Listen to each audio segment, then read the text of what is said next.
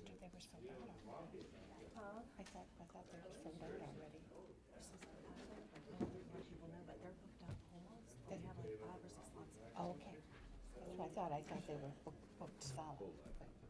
Well, no, they opened it up to employees. Employees came off, and they had a couple They're like- of people. So they need to call the admin department. Just a and it's snapshot of Wednesday, them at 6 times. p.m. at the museum. Okay. Okay, we're on. If we had to do that at home, it'd be a mess. I'd like to call to order the October 11th, 2021 Bellbrook City Council meeting. Would you all rise to do the Pledge of Allegiance, please?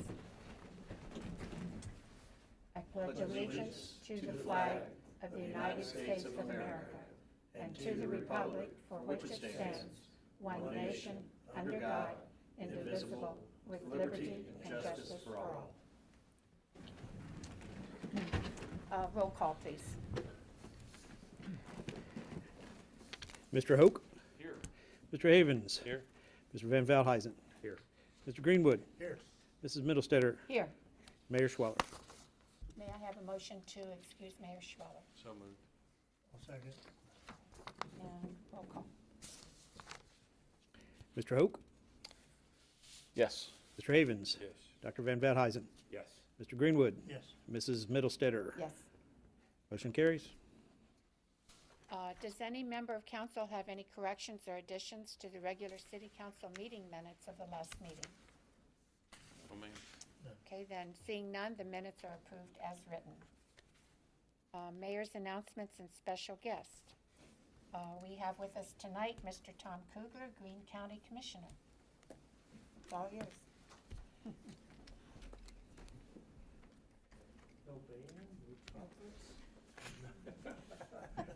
Come on up, Scott.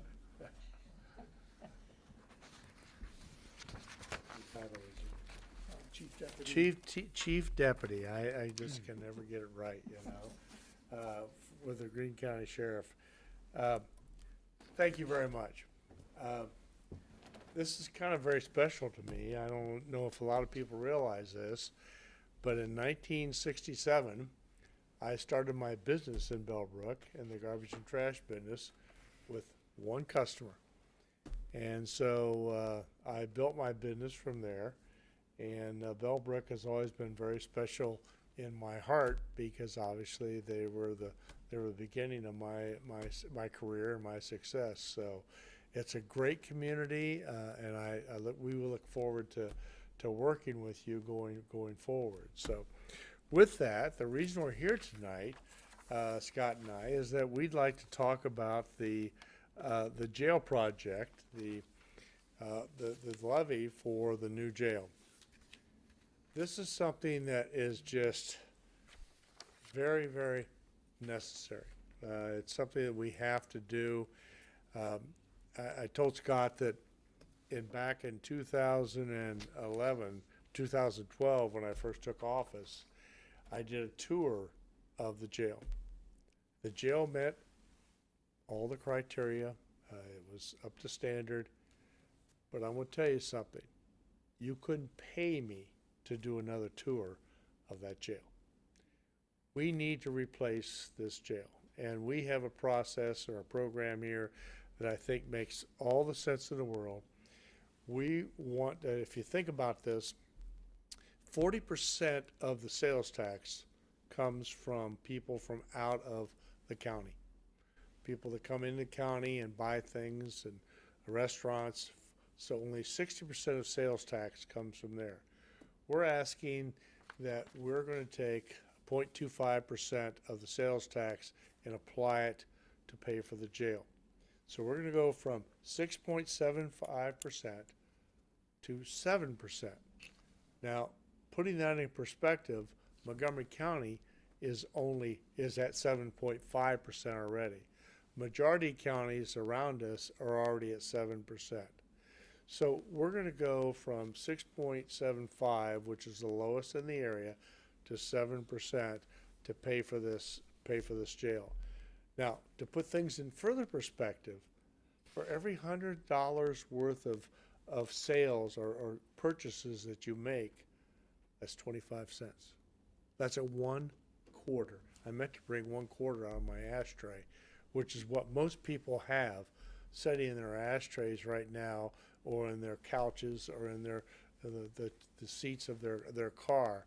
1/4 for every $100 purchases that are taxable. And remember, food and things of that nature are not taxable. So this is just a great way, because it's a way that people who can afford to pay the more tax are going to pay. If you don't want to spend the money, you don't have to spend as much tax on this. Now, right now we're projecting that this jail in 2019, when we had a projection made, was going to be $53 million. That was in 2019. We all know it's happened with COVID. We all know it's happened with inflation. And so we're probably talking about at least $62 million. Right now, this is going to generate about $6 to $7 million a year. We should be able to pay off this jail in less than 12 years, if based on these numbers. This levy, issue number 1, can only be applied to construction and or equipment within the jail. Nothing else. We can't use that 1 penny for anything else.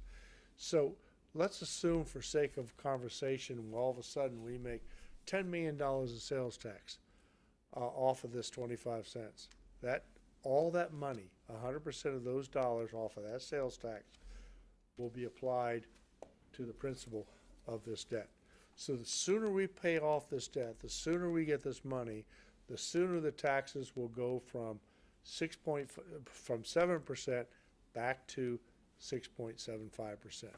We can't use that money for anything else other than jail and equipment within the jail.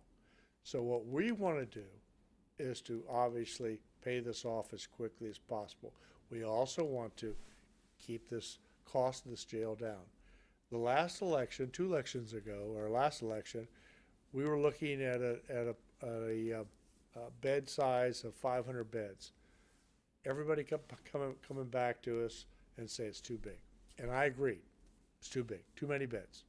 So now we're down to 384 beds is the size that we are projecting right now for this. Now, what makes this even more interesting is that right now we only have 382. But what we have is 382 beds that are not functional.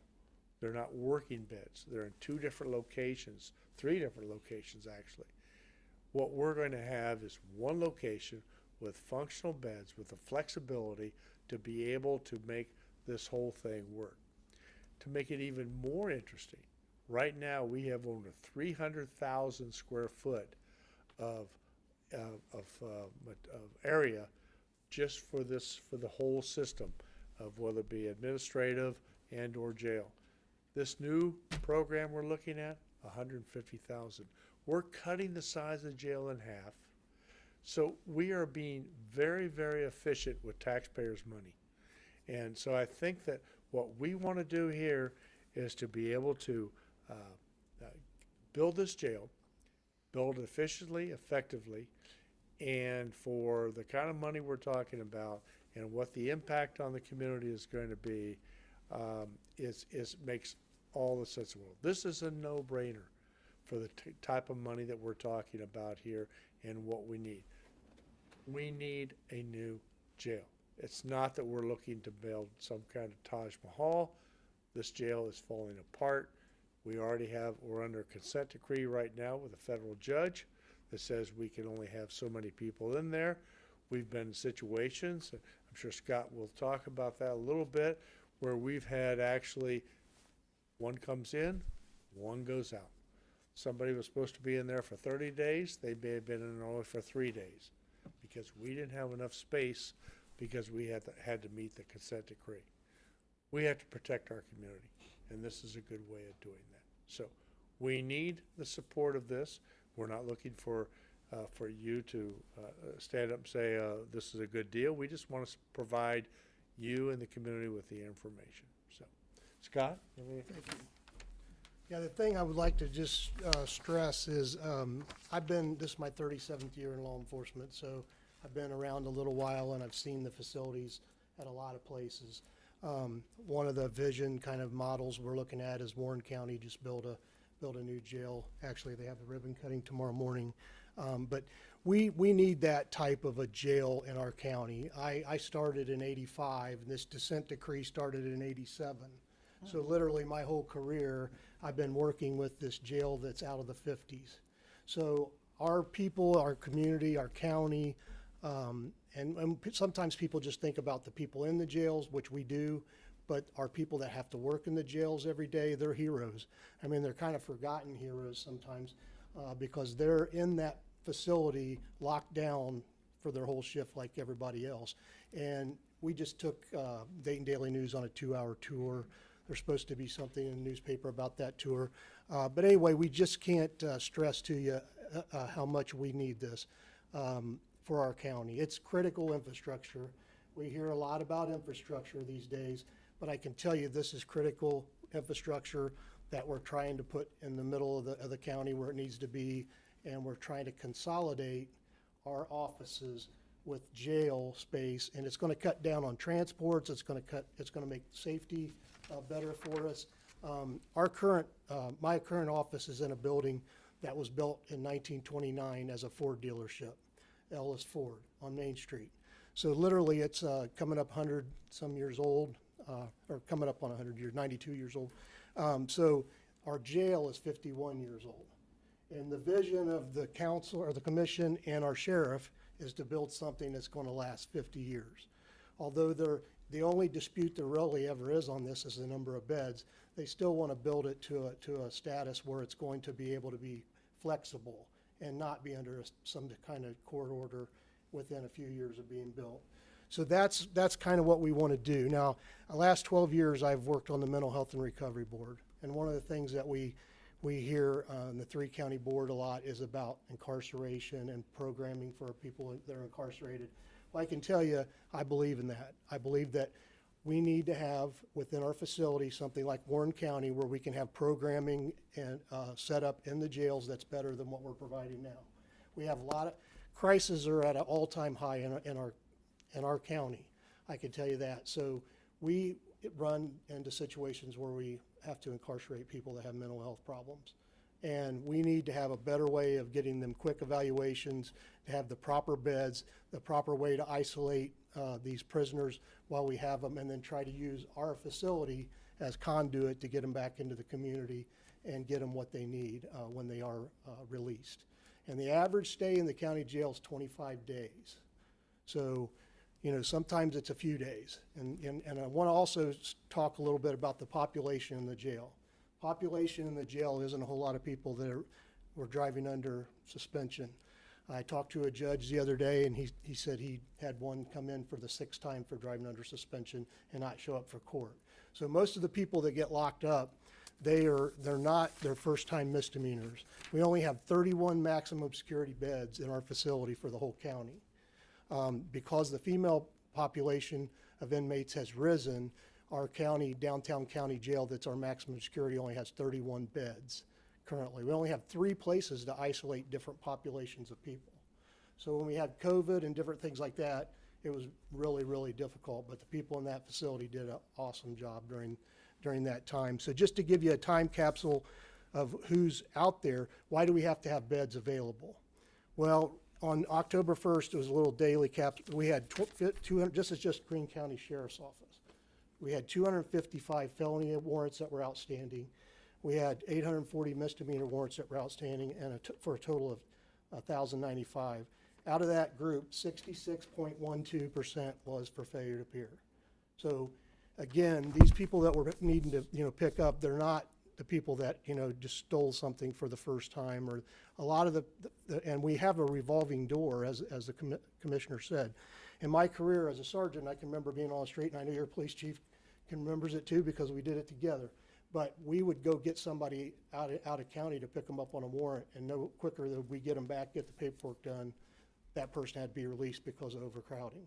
So now what we've done is we've displaced a person into our county after going to pick them up, and then they're released right out the door, who knows what time of day. So that's not a good situation. So that's just some of the reasons why I'm passionate about it.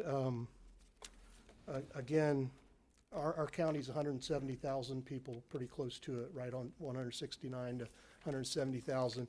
We need a better facility for our community, for everybody concerned. The liability issues, the court orders, and again, just the environment that our people work in. I'll say that again, because they deserve better than that. And it's getting really hard to get people to come into our profession, especially corrections. And again, the conditions that they work under daily are deplorable, in my opinion. So just wanted to make sure that you knew we do have a Facebook page, Greene County Yes on One Facebook page. We're always willing to answer anybody's questions about this issue at any time.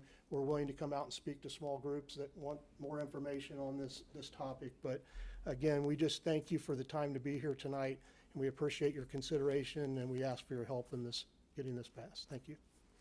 One last comment is that last month, and maybe the timing may be wrong here, but we had 10 officers that resigned.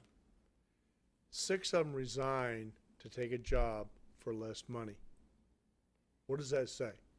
The working conditions are not appropriate for somebody to work in a jail, because they took the job. 6 of them, 60% took the job for less money. That says volume about what we have and what things we need to do to fix this. We need your help.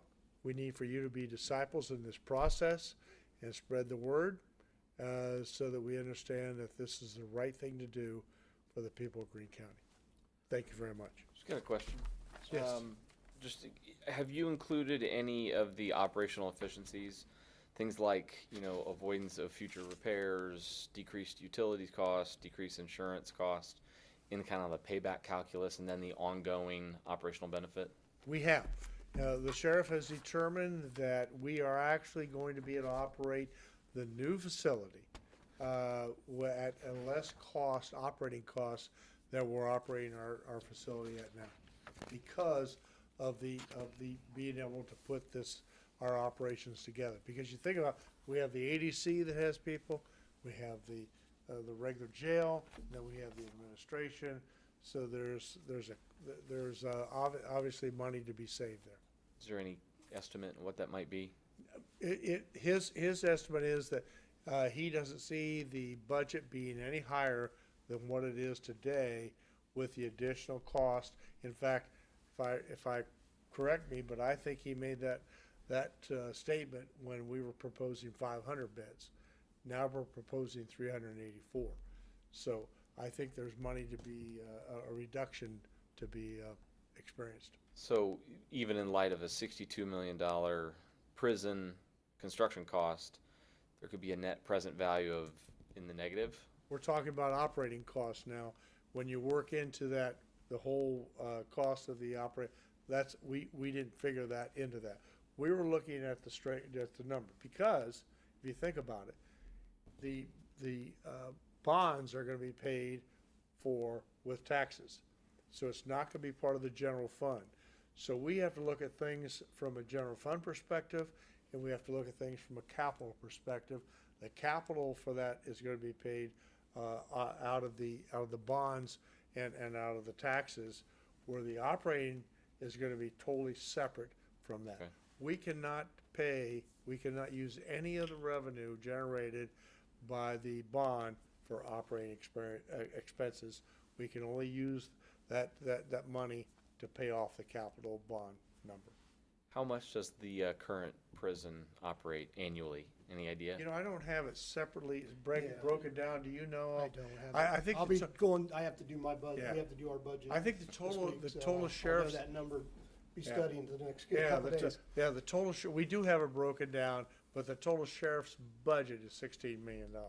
It's the largest budget, and put that in perspective, we are at a $57 million budget. Okay. You get any help from the federal government in building this, or state? Yeah, they pat us on the back and say, "May the force be with you." Now, there is some potential grant dollars out there to build a new jail, and we certainly are going to go after those dollars if it's all possible. And of course, we have all the other funding that's out there relative to the money that's flowing off the waterfall there to us. So we'll, if we can use that towards that, we certainly will do that. Okay, thanks.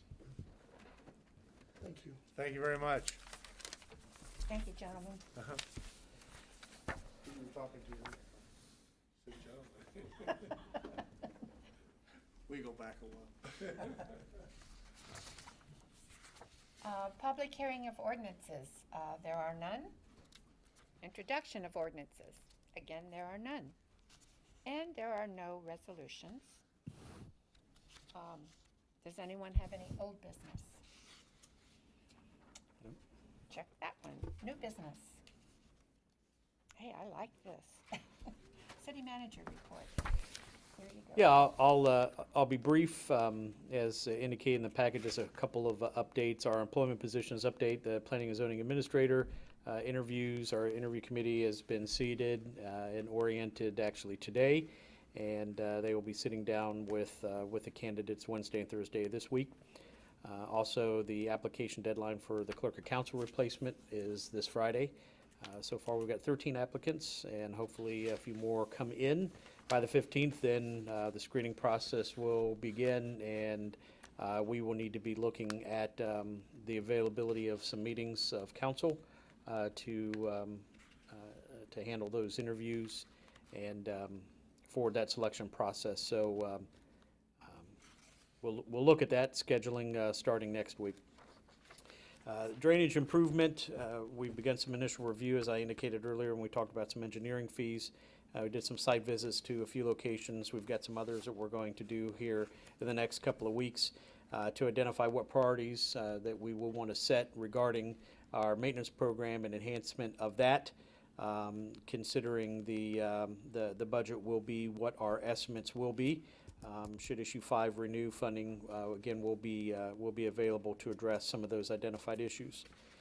Speaking of which, the 2022 budget, just previous to this meeting, there was, of course, the work session to begin that.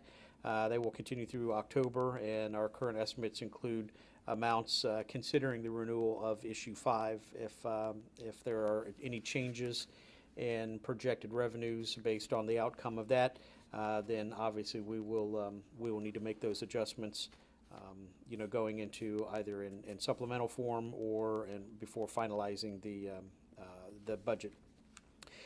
Briefly again to touch on related the budget and issue 5. Just a reminder, we do have that. We do have an information page on our website. We have distributed some information. We certainly encourage any residents that have questions about what that renewal is, that it is not an increase, that it is again to maintain some of those funds that provide and contribute to the operations of the various departments in the city: public safety, our interior street paving program, and our stormwater management. The city does not have a storm utility, so any funds to manage stormwater and address drainage issues and make improvements is solely through those unrestricted funds in the general fund, as well as the various programs that we've been able to add from the core basic services within public safety, and increase beginning last year of the interior streets paving program. And as noted in on the web page, the amount of linear feet of streets that have been done in the last 4 years, the amount of drainage and swale improvements, culvert replacements in the last 4 years, again sets the tone that when this community asked, or when this council asked the community to consider renewal last time of this 1.3 mils, there were certain objectives laid out, and this community made good on that promise and enacted those things. These are services that the community has asked for. These are services the community is asking to enhance. And by renewing that, we will certainly stay committed to that, and we will make sure to keep the practice of when that promise is made, that promise is kept, and also asking the community to hold us accountable to that. And if in the next 5 years we have made good and maintained and delivered what the community has asked and demands for service, then they can reevaluate what our needs are at that time. So it is a need. and it is tied to essential services, and we hope to continue to maintain those, and we encourage everybody to go out and get armed with the information they need to go make a good decision for the community in November. So that's all that I had for that. And the final item would be the downtown streetscape study. I almost messed that up. We had a better than expected turnout. I think that the community came out in volume, a lot of good input. I just received the documents. I'll get those distributed out, and then we'll also update those on the website. Copies of the vision boards, as well as some details of some comments that were received through email, through conversations, and through some social media, as Kleiner's group continues to finalize those and incorporate those ideas and suggestions and feedback into their final report. So we will be meeting with them this week to determine a final timeline. I will have that information out so that we know what our next steps are. Another objective within that is to identify any potential alternative funding methods for any of the identified projects within that. And again, I close that just again with the reminder that this is not an overall downtown land use plan. It is specific to streetscape, specific to Main and Franklin, and this is a study and plan. The cost of it does not include any of the improvements. What we have invested in it and what we're looking at is just the working product to identify what some of those possible projects are. And with that, that's all I had with the update that was in the packet. So happy to answer any questions if there are any. Okay, thank you, Rob. Committee reports, service. The only thing I have is the hydrant flushing is complete. And that's all I have. Okay. Thanks. Safety. Yeah, mentioned at the last council meeting that police had purchased new weapon systems and targeting systems, capital budget of $8,000. I didn't catch it in the correction of minutes. I just want to capture it now. That budget was actually from 2020, carryover from COVID, because they couldn't expend it. The update or the clarification that I got, I do just want to cite that the total cost for that came in at $12,120. Originally budgeted, sorry, going back looking through email chains, I think it was somewhere on the order of 22. Of course, I don't have it right now in front of me. I apologize. It came in under budget because of seized weapon sales, and also there was a savings on ammunition. So it was about $8,000 under budget. But everything went great. Apparently, it's been well adopted. The police are doing great with it. From a fire front, they had the open house last week. That went great. Well received by everybody. I had to miss it. My son was at football, so it's an annual tradition, and the kids just can't seem to leave that. And then the winners from the coloring contest get to ride to school on the 21st and 22nd. So lucky them. That's all I got. Thanks. Okay. Thank you. Finance and audit. We went through the budget in the work session, ma'am, and another work session next meeting. Yeah. Yep. Two more. And community affairs, which is mine. Just want to remind people that the museum has 3 ghost tours scheduled on the 21st, 23rd, and 24th at 6 p.m. Call the admin office for details and how to sign up. I understand there are just a few slots left, so if you want to go on the ghosty tour, make a phone call. And that's all I have for community affairs. Clerk's update. Do you have anything? Let me check with the clerk. Check with the clerk. I have nothing additional, ma'am. Okay. Open discussion. Does anyone on council have anything else they'd like to bring up? Okay. Nope. Oh, I like these kind of meetings. Public comment. Is there anyone in the general audience who would like to speak? If so. That's you.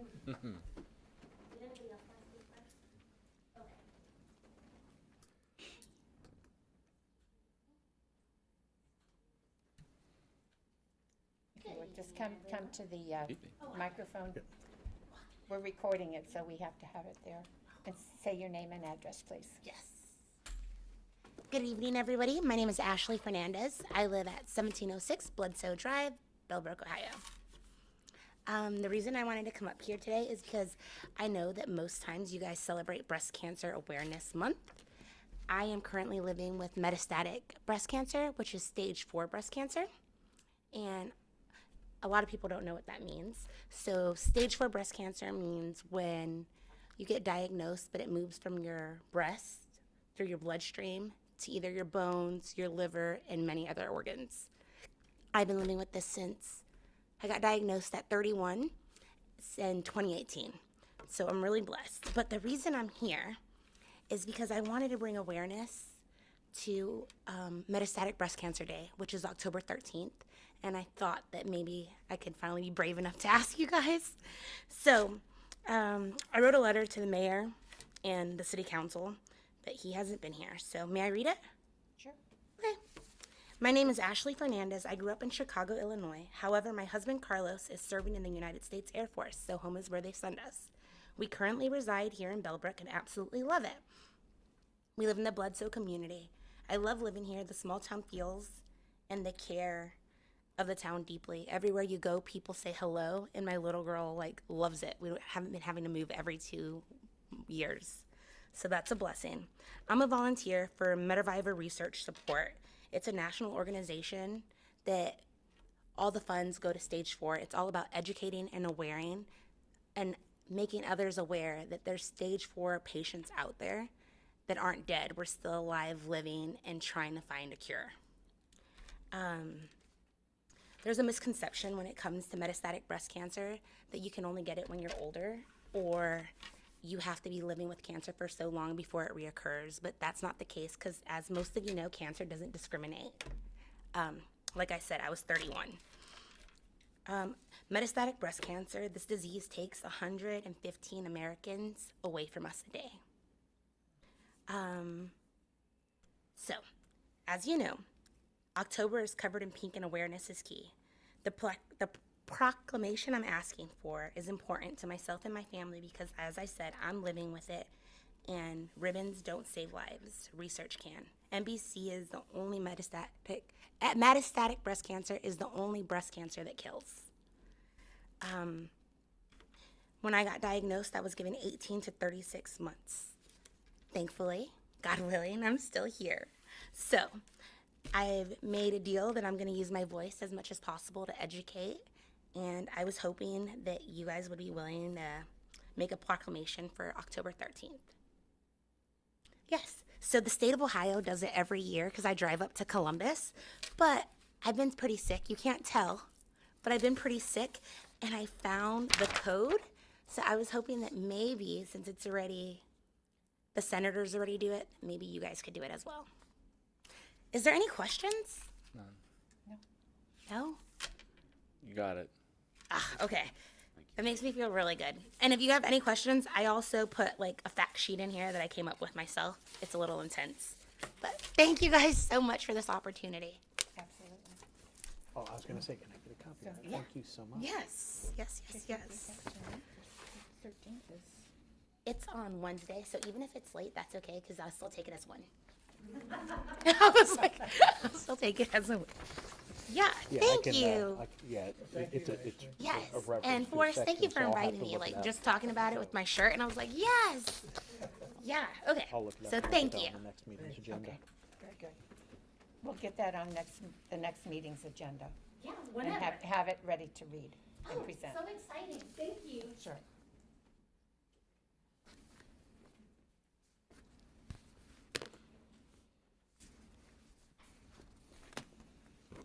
That's close to a lot of people's experience. Thank you for doing that. Anyone else?